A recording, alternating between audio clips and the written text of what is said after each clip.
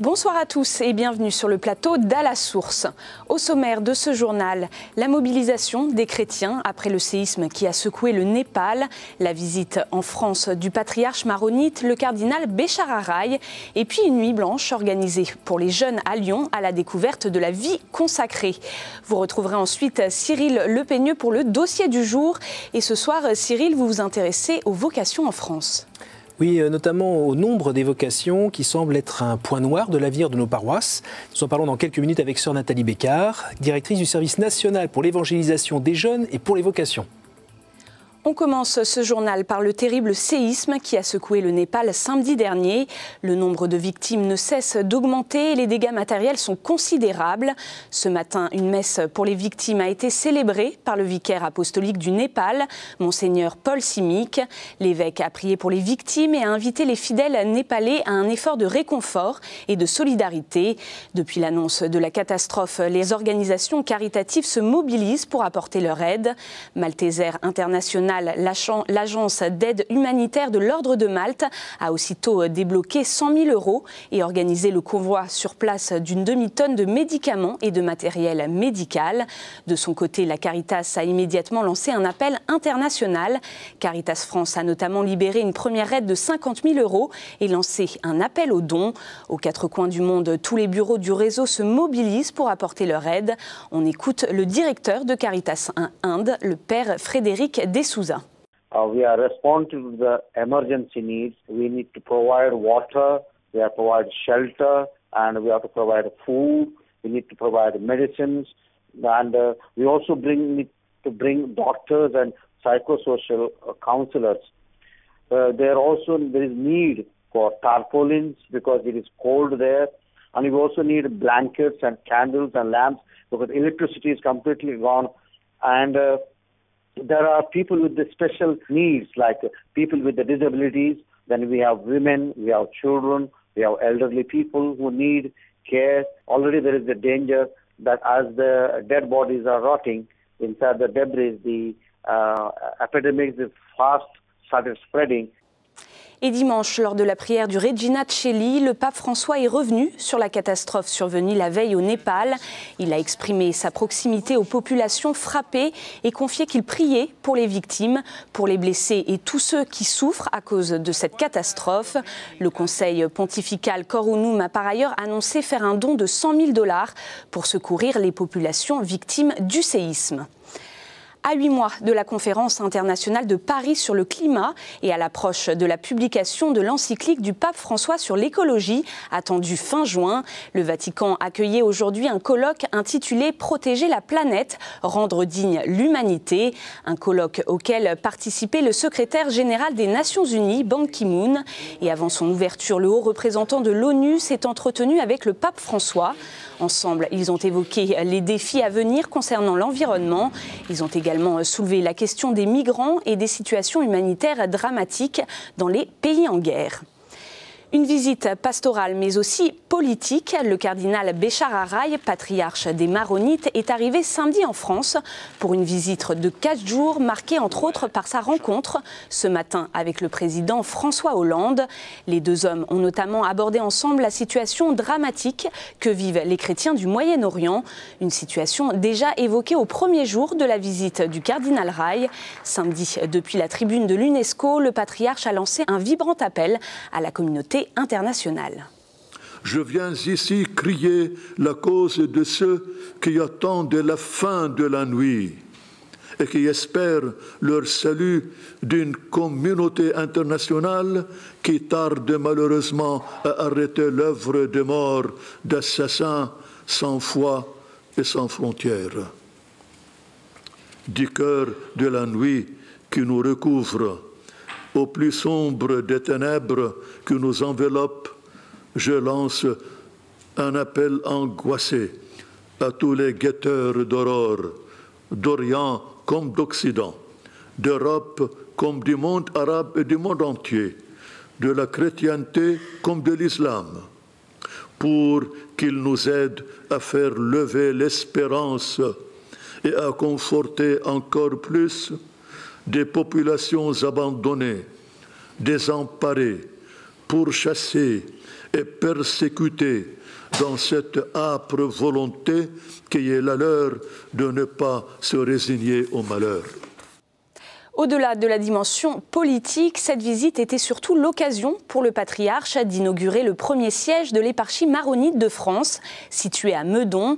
Le cardinal Raï a rencontré des fidèles venus en nombre d'Europe et de France, où la communauté est installée depuis près de 120 ans. Reportage Coraline Salvoche. C'est une bénédiction que beaucoup de chrétiens libanais attendaient. Le cardinal Raï inaugure ce dimanche l'éparchie maronite de France installée à Meudon, dans les Hauts-de-Seine. À ses côtés, des centaines de fidèles venus des quatre coins de France et d'Europe. J'ai eu une impression comme si j'étais à Rome et c'est le pape qui est en face. C'est un grand plaisir pour nous, surtout que le patriarche, c'est de mon village, ça fait partie de ma famille. Il m'a touché parce qu'il a parlé au nom de tous les Libanais. Il a remercié la France pour l'accueil qu'elle fait et le sens particulier qu'elle donne pour les Libanais. Dans la petite chapelle de l'éparchie, le cardinal, les évêques et prêtres sont réunis pour la dédicace de l'édifice religieux. Au premier rang, le préfet de région ainsi que les élus locaux. Il y a beaucoup de chrétiens à Meudon, beaucoup de catholiques, et je pense qu'ils seront très heureux et très fiers. Et puis c'est un petit coin de Liban, ici à Meudon, qui s'installe. Mais cette visite est avant tout l'occasion d'un grand bain de foule, notamment avec les jeunes générations, jeunes scouts maronites nés en France ou étudiants libanais. C'est très important de faire le pont entre nos racines chrétiennes, maronites d'Orient et notre vie chrétienne en Occident. Et c'est cet espoir que l'on essaie de faire vivre. La communauté libanaise, elle est déjà forte en France, elle est déjà active et je suis sûr qu'avec la visite du patriarche, ça va renforcer de plus en plus. Sous haute protection policière, le patriarche termine sa journée dans l'église Notre-Dame de l'Assomption à Meudon par une heure de catéchèse en arabe et une rencontre avec des jeunes d'origine libanaise. C'est un dernier envoi en mission en France et dans le monde. La Manif pour tous devient un parti politique. 2 ans après l'entrée en vigueur du mariage pour les couples de même sexe, le collectif a publié vendredi dernier au journal officiel sa décision de se muer en parti politique. Après avoir initié une grande prise de conscience des enjeux de protection de la famille au sein de la société civile et des partis politiques, le collectif souhaite poursuivre sa contribution au débat public. Nous nous sommes rendus compte depuis quelques mois maintenant que l'action de la Manif pour tous se portait davantage sur le champ politique et donc nous avons souhaité porter un ajustement, une mise en conformité technique entre notre action militante et les statuts de l'association. Alors juridiquement, nous sommes passés, dans le cadre toujours de la loi de 1901, nous sommes passés d'une association sans but lucratif à une association groupement politique, donc qui est aujourd'hui appelée communément parti politique, notamment dans les médias. Cette ouverture, en tout cas cette évolution juridique des statuts de l'association nous permet, aujourd'hui nous offre la possibilité de présenter des listes ou des candidats aux élections, mais ce n'est bien sûr pas dans cet objectif que nous l'avons fait puisque notre stratégie reste la même, c'est-à-dire que nous restons un mouvement qui est transpolitique et non partisan, nous ne prenons pas parti pour un candidat ou pour une liste, nous intervenons juste simplement dans le champ politique, notre action reste en dehors des partis traditionnels. La pétition pour les droits des nouveau-nés qui survivent à leur avortement permet d'ouvrir le débat au Conseil de l'Europe. Le bureau de l'Assemblée parlementaire a décidé de transmettre cette pétition à la Commission des affaires juridiques et des droits de l'homme. C'est une première étape importante qui marque le début de son examen juridique et politique par les députés. Initiée par le Centre européen pour le droit et la justice, cette pétition a été signée à ce jour par plus de 185 000 citoyens européens, ce qui en fait la plus importante pétition de l'histoire de l'Assemblée européenne. Son objectif, demander à l'Assemblée de se saisir de la situation des enfants qui survivent à leur avortement, de condamner la pratique des infanticides néonataux et de rappeler que toute personne née vivante a droit au respect de sa vie et aux soins. Chaque année, en effet, de nombreux enfants naissent vivants lors d'avortements tardifs, en particulier quand ils sont pratiqués au-delà de la 20e semaine de grossesse. La profanation de l'hostie consacrée, essence même de notre foi, heurte notre cœur. Ce sont les mots de Monseigneur Marc Hayet, suite à la profanation de l'église Saint-Vincent d'Andaille. L'évêque de Bayonne a déclaré dans un communiqué qu'il s'associait à la peine des fidèles de cette paroisse. Vendredi dernier, le ciboire et la lunule contenant les hosties ont été volés. Autre profanation, elle concerne l'église Saint-François à Annonay. Elle a été, elle aussi, victime le même jour d'un vol identique. Le tabernacle a été fracturé et son contenu, le ciboire et la lunule, dérobés. L'association des Amis de Pauline Jaricot a lancé ce samedi à l'église Saint-Nizier de Lyon le nouveau site internet dédié à cette laïque engagée au service de l'église et des plus fragiles.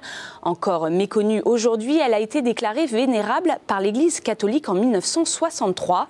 Mais pour qu'elle soit reconnue bienheureuse puis sainte, il faut qu'un de ses miracles puisse être authentifié par l'église. Ce site proposé en 6 langues a donc pour objectif de recueillir des témoignages de grâce, de guérison ou de miracles obtenus par son intercession. À cette occasion, le cardinal Filoni, préfet de la Congrégation pour l'évangélisation des peuples, a tenu une conférence sur la vie et l'œuvre de cette femme. On écoute son témoignage ainsi que celui du père Curbelier, postulateur de la cause de béatification de Pauline Jaricot. Nous, comme congrégation pour l'évangélisation des peuples, nous sommes très liés à cette femme fascinante pour l'intuition qu'elle a eu pendant sa vie de faire des laïcs les instruments de participation à la vie de l'Évangile. Pendant sa vie, elle a souffert, mais avec joie. Elle a donné une espérance à tous qui, quelquefois, souffrent. On m'a dit qu'il y avait un certain nombre de pays où Pauline Marie Jaricot était vraiment priée, en particulier aux Philippines, en particulier dans le sud des États-Unis. Donc il est à souhaiter que dans ces pays-là, en Amérique latine aussi ou en Afrique, des gens puissent faire connaître des grâces qu'ils auraient obtenues par son intercession. Donc il est à souhaiter que ce site puisse contribuer à une meilleure connaissance de cette figure de sainteté, qu'elle puisse être invoquée de sorte que par son intercession, des grâces puissent être obtenues et témoigner ainsi de sa proximité avec Dieu et donc de sa sainteté. 12 heures à la découverte de la vie consacrée. Nous restons à Lyon où la pastorale des jeunes du diocèse a proposé le week-end dernier, à l'occasion de la journée mondiale de prière pour les vocations, une nuit tout à Dieu. L'occasion pour les jeunes de découvrir les différentes communautés religieuses à travers un rallye dans la ville. 3 routes leur étaient proposées. Nous avons suivi celle de la Croix-Rousse pour comprendre pourquoi les communautés religieuses ont ouvert leurs portes.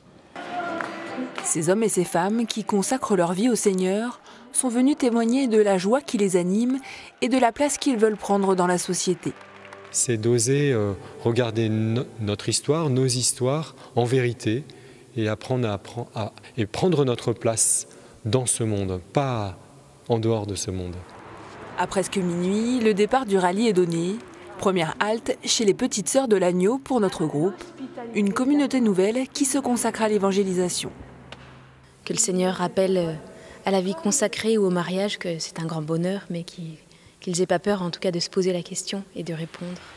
Notre groupe fera ainsi 4 autres étapes, comme ici, chez les Jésuites, jusqu'au petit matin, pour retrouver les autres routes pour la messe de l'Aurore à la basilique de Fourvière. Pour les jeunes, cette nuit était l'occasion de découvrir la vie consacrée autrement. Une chose qui m'a beaucoup marquée, c'est le fait qu'il y ait autant de communautés aussi diverses et que même physiquement, ce soit des personnes aussi différentes et que finalement, elles soient toutes animées par une flamme commune. Rassuré de savoir qu'il y a tous ces gens qui, globalement, prient pour moi, donc c'est bien. Lyon est une des villes au monde qui concentre le plus de communautés religieuses. L'occasion pour les jeunes de mieux cerner ce à quoi ils se sentent appelés.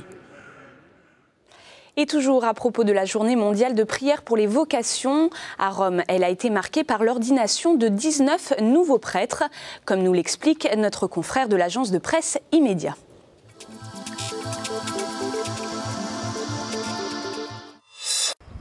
Bonjour, dimanche dernier, 4e dimanche de Pâques, dimanche dit du Bon Pasteur, a eu lieu dans toute l'Église la journée mondiale de prière pour les vocations.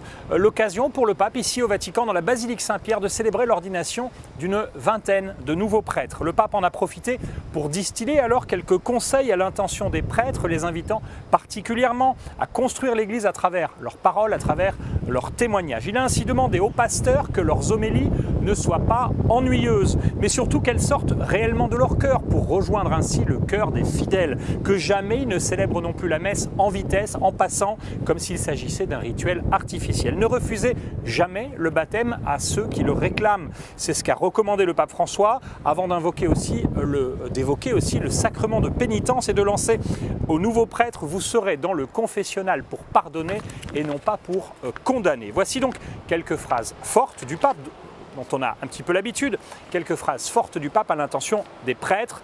Le pape François qui a surtout voulu leur rappeler qu'ils se mettaient au service des hommes et du Christ et qui a voulu souligner l'importance de leur témoignage. C'est moche, a d'ailleurs dit le pape, un prêtre qui vit pour se plaire à lui-même et qui se pavane. Le pape François n'est pas toujours tendre avec les pasteurs, comme avec la hiérarchie de l'Église en général. Qui aime bien, châtie bien, diront certains. C'est visiblement une marque d'amour et il souhaite ainsi faire grandir les uns et les autres. Avec combien d'affection d'ailleurs, il a embrassé dimanche chacun des 19 prêtres qu'il venait d'ordonner. Et puis, il avait réservé une surprise aux fidèles, aux quelques 50 000 personnes qui assistaient dimanche à la prière mariale du Regina Coeli, place Saint-Pierre. 2 prêtres à peine ordonnés pour le diocèse de Rome accompagnaient le pape à la fenêtre du palais apostolique. Ils ont béni la foule avec lui. Je vous dis à la semaine prochaine. Place désormais à la chronique de Jasmin Lemieux-Lefebvre. Il revient sur la décision d'interdire la prière au conseil municipal de la ville de Saguenay au Québec.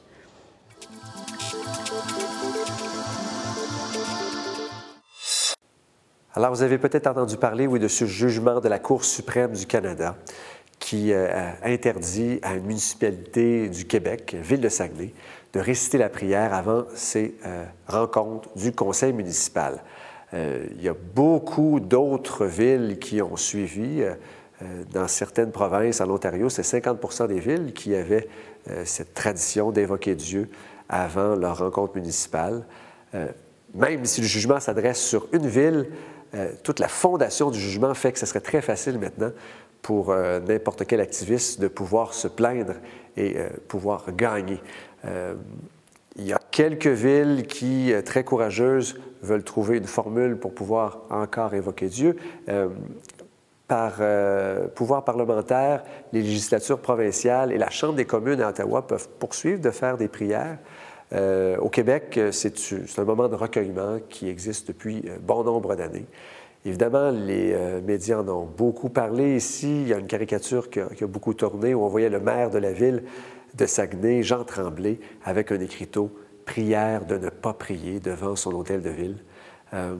Ici à Québec, nous commençons 5 jours de prière chrétienne où on va découvrir 45 styles de prière dans une église, l'église Saint-Jérôme, et on a voulu déconstruire un peu, faire un clin d'œil à cette caricature. Alors des gens sont réunis lundi devant l'église avec un écriteau qui cette fois disait « Prière de prier ». Alors évidemment, ça nous interpelle beaucoup parce que à travers le monde, les gens apprécient pouvoir, croyant en Dieu, le prier avant de prendre des décisions importantes.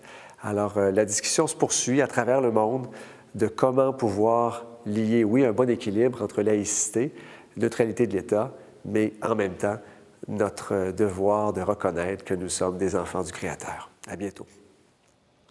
Je vous laisse en compagnie de Cyril Lepeigneux et de son invité. Jeudi prochain, vous retrouverez Charles de Pechepérou. Très bonne soirée à tous.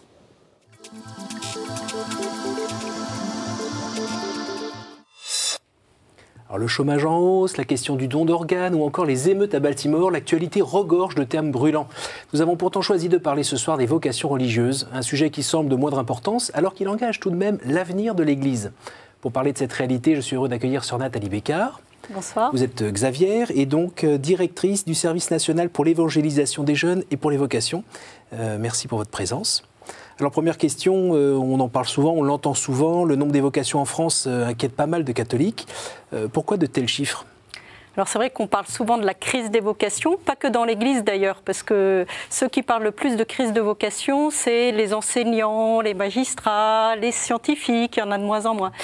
Dans l'Église, les vocations, elles sortent pas de nulle part, elles naissent de communautés vivantes, et en fait on se rend compte que depuis des années, ça n'a pas tellement bougé. Le nombre de personnes qui rentrent dans des vocations qu'on appelle particulières ou spécifiques pour devenir prêtre ou consacrés, il est corrélé au nombre de pratiquants et au nombre de baptisés.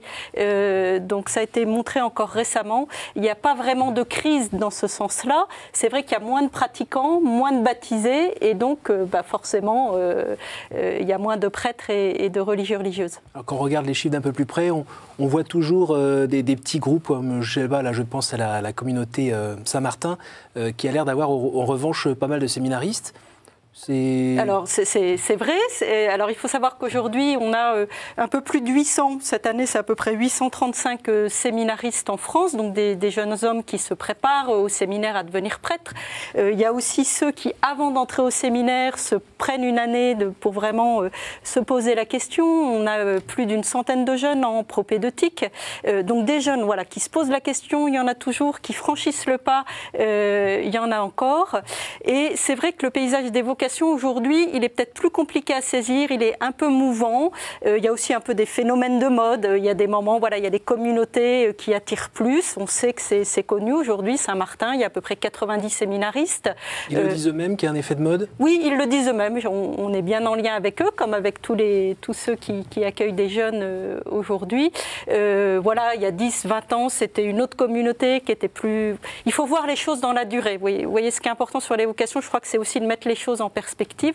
C'est vrai qu'il y a un vrai paysage en recomposition aujourd'hui, mais on peut aussi se réjouir que dans la société d'aujourd'hui, où quand même l'engagement durable, il est compliqué, on est dans une culture du provisoire, le pape François le rappelle souvent, il y a encore des jeunes qui se posent réellement la question, qui franchissent le pas. Vous voyez, cette année, il y a 150 jeunes qui prennent une année dédiée pour prendre le temps de se poser la question: pourquoi suis-je fait? À quoi Dieu m'appelle? On appelle ça des années pour Dieu. C'est pas une année propédeutique, ça? Non, c'est encore avant. Et c'est pas rien. On voit aussi qu'il y a encore beaucoup de jeunes qui s'engagent dans des lieux qui sont porteurs d'ailleurs pour les vocations. Quand on écoute les parcours des jeunes religieuses, ils ont été marqués par l'engagement dans le volontariat à l'international. Vous avez à peu près 600 jeunes dans les organismes catholiques qui vont donner une année à l'extérieur. Alors justement, le pape parlait dimanche de cette mission, et que finalement la vocation se découvre aussi dans la mission. Vous l'entendez comment, cette phrase? Oui, ça c'est très important. Moi j'aime beaucoup la phrase c'est un théologien américain qui dit finalement la vocation c'est quoi? C'est pas toujours facile de définir la vocation, il y a plusieurs manières de faire. Finalement moi je dis toujours pour les jeunes, c'est trouver sa place dans l'Église et dans la société, trouver à quoi Dieu m'appelle. Et ça se découvre, la vocation c'est ce qui va me rendre le plus heureux, ce qui est le lieu de ma plus grande joie, quand il rencontre les besoins et les cris du monde. Et sa vocation, on la découvre à l'écoute des appels et des cris du monde. Et d'ailleurs, on s'aperçoit que dans un monde compliqué, en souffrance, ça interpelle. Et qu'est-ce que Dieu vient me dire dans cette expérience d'entendre ce qui se passe dans les souffrances des autres? Et le pape François insiste beaucoup là-dessus. Sa vocation, on la découvre dans la prière, c'est très important, mais aussi dans le service concret des plus pauvres. Et quand on écoute aujourd'hui les parcours de vocation de ceux qui rentrent dans la vie religieuse ou dans les séminaires, on est frappé, beaucoup disent, c'est dans une expérience du service des pauvres, du caritatif, de l'humanitaire, du volontariat qu'ils cheminent. Qu'est-ce qui freine les jeunes selon vous? Alors il y a beaucoup de choses. On s'aperçoit qu'aujourd'hui le plus grand frein à l'engagement pour beaucoup de jeunes, c'est la peur de se tromper. C'est pas si simple d'oser faire un choix sans avoir une certitude à 100%. On aimerait ne pas se tromper, mais Dieu nous rend libres et nous appelle à être libres. Donc on ne peut jamais être sûr à 100%, sinon il n'y aurait plus de liberté. Et c'est vrai que dans une société qui met beaucoup de pression sur la réussite, c'est pas si simple de prendre des risques. Et s'engager, c'est renoncer à d'autres choses. En même temps, la vocation, c'est répondre à ce à quoi on est appelé. Donc il y a quand même un moment où on se rend compte qu'on est là où il faut. Par exemple, vous? Oui, mais c'est vrai qu'à un moment donné, on sent que voilà, Dieu nous appelle à un chemin de vie, de bonheur, à passer quelque part, à aller plus loin, mais on sait toujours ce qu'on va quitter, on ne sait pas d'avance ce qu'on va trouver. Donc c'est un saut dans l'inconnu, la vocation, hein. C'est comme un saut en parachute. À un moment donné, il faut faire le pas, et ça peut se faire que si il y a une confiance plus forte que les peurs. Moi, je suis frappée, et c'est normal, je l'ai éprouvé moi-même dans mon chemin de vocation. Il y a toujours du combat spirituel. Voilà, quand Dieu appelle, quand il met des grands désirs, on va aussi rencontrer des freins et des obstacles qu'il faut pouvoir traverser. Alors comment vous faites au service national pour les vocations, justement, pour soutenir ces jeunes, pour leur donner des endroits ou des temps pour justement s'interroger et puis ne pas être seul ? Oui, ça c'est très important. On peut réellement se poser la question de sa vocation si on a des lieux, des personnes, des temps, des propositions. Alors nous, on va soutenir et encourager tous les acteurs qui sont auprès des jeunes à leur donner ces lieux. Alors c'est vrai par exemple en particulier dans les grands rassemblements comme les JMJ.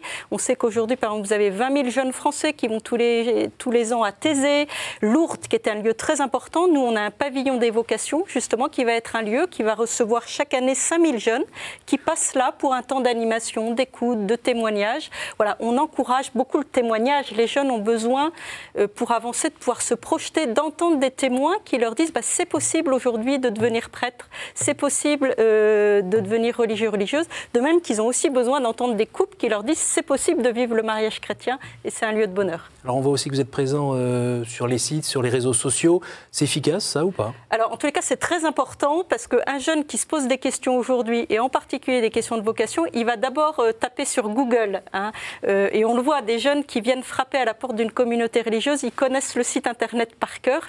Donc nous, on est très présents. On a un site qui s'appelle quelleestmavocation.com, aussi sur les réseaux sociaux. C'est très important d'être là où sont les jeunes. Donc aujourd'hui, ils sont aussi sur les réseaux sociaux. Il faut aussi y être présent. Ça ne suffit pas. Je crois qu'il faut surtout, vous voyez, les jeunes, ils ont besoin pour discerner aujourd'hui, d'expérimenter, de découvrir concrètement quelle est cette vie. Et c'est très heureux quand cette année de la vie consacrée que le pape nous donne. Il y a énormément d'initiatives, des communautés qui ouvrent leurs portes, qui organisent des tas de propositions dans les diocèses. On est témoin de beaucoup de vitalité en cette année de la vie consacrée qui permet de découvrir ce qu'est cette vie. Ce week-end, on va avoir à Paris un rassemblement de 700 jeunes religieux, religieuses qui viendront de toute la France, voilà, missionnaires de la joie. Donc c'est aussi comme ça que les jeunes peuvent avancer, en voyant réellement à quoi ressemble cette vie de consacré ou de prêtre. Merci sœur Nathalie Bécard pour cet éclairage et puis on sent bien le feu qui vous anime, l'enthousiasme. Merci à vous tous pour votre fidélité. Vous pourrez revoir ce programme sur ktotv.com et on vous donne rendez-vous à tous jeudi prochain. Bonne soirée.